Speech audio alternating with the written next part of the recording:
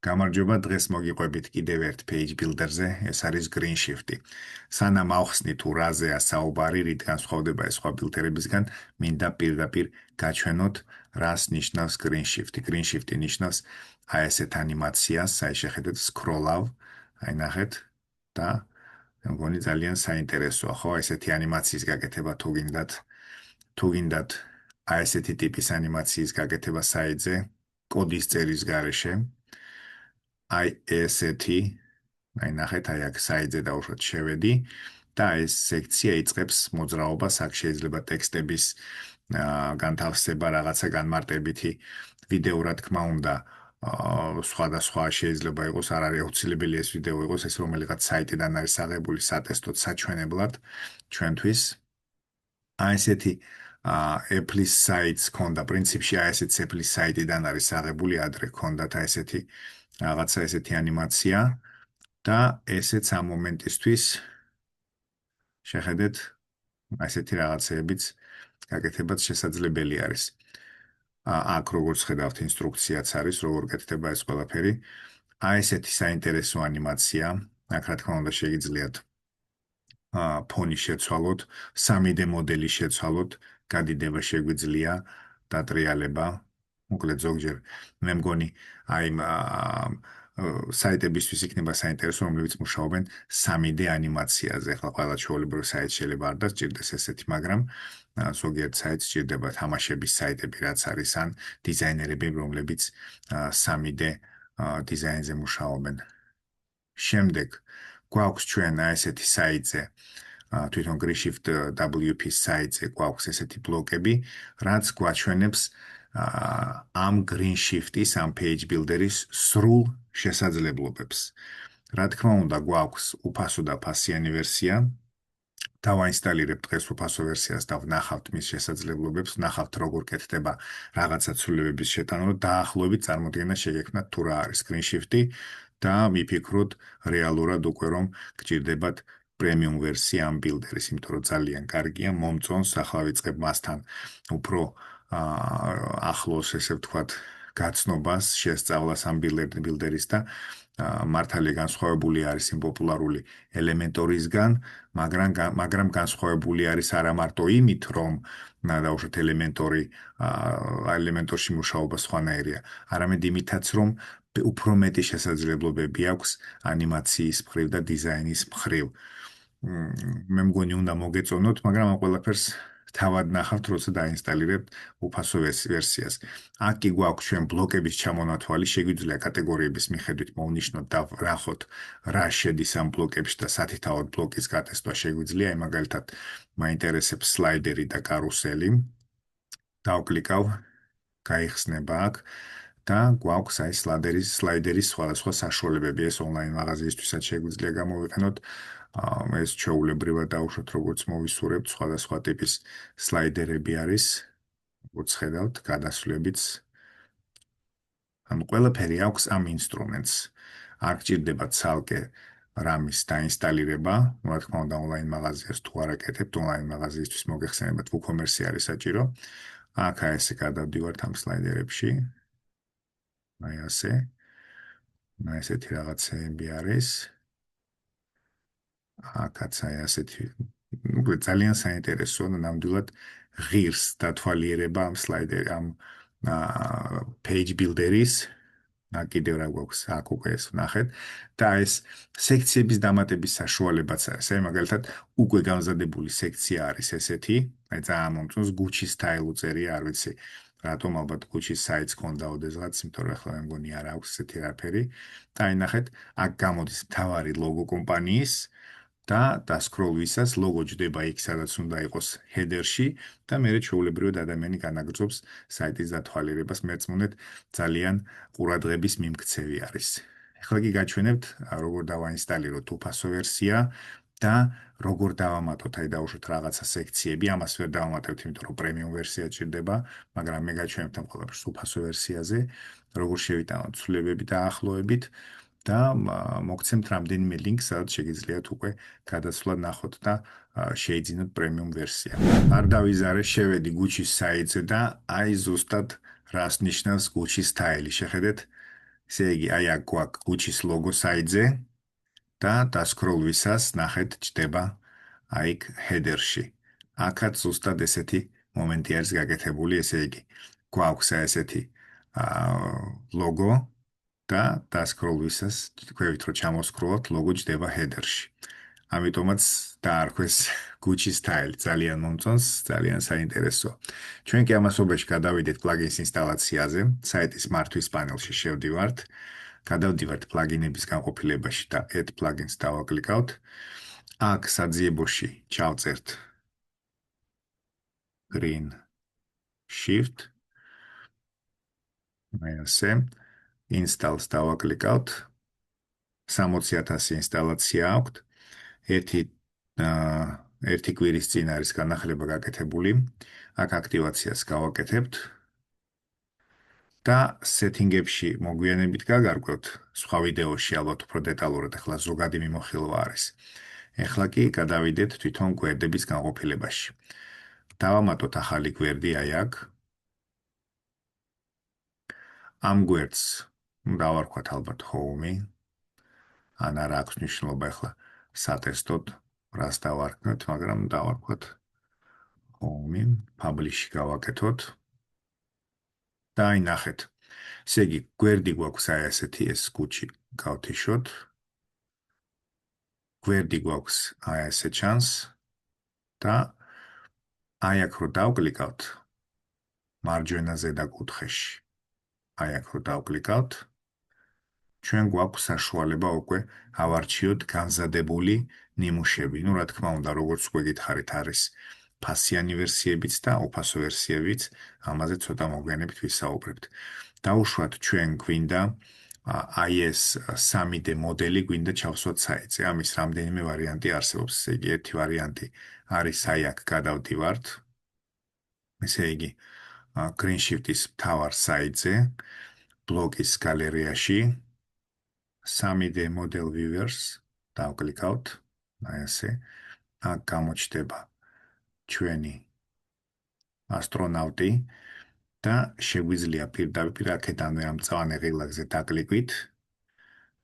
აი აქ გამოჩნდება კოდი და ავაკოპიროთ ეს კოდი. ასე.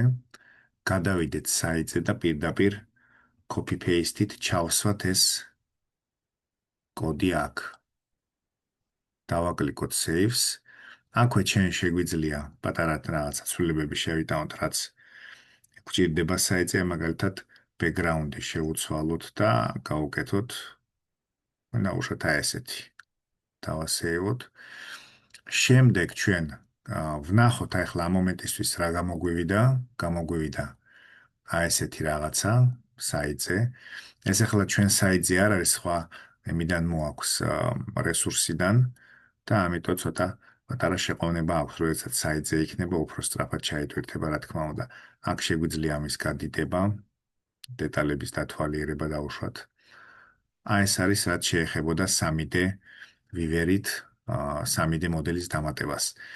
დაუშვათ სხვა სექციები გვაინტერესებს, ამისთვის ჩვენ შეგვიძლია ისევ გადავდივართ ამ სექციის ქვეშ, დავკლიკავთ აი აქ, template-ების განყოფილებაში და დაუშვათ გვინდა აი ეს სექცია მოგვეწონა. შეგვიძლია preview გავაკეთოთ და ვნახოთ რას წარმოადგენს ეს სექცია, ესეთი რაღაცა არის, მოგვეწონა, გვაინტერესებს გვინდა და დავკლიკოთ აი ამ ღილაკზე import-ზე.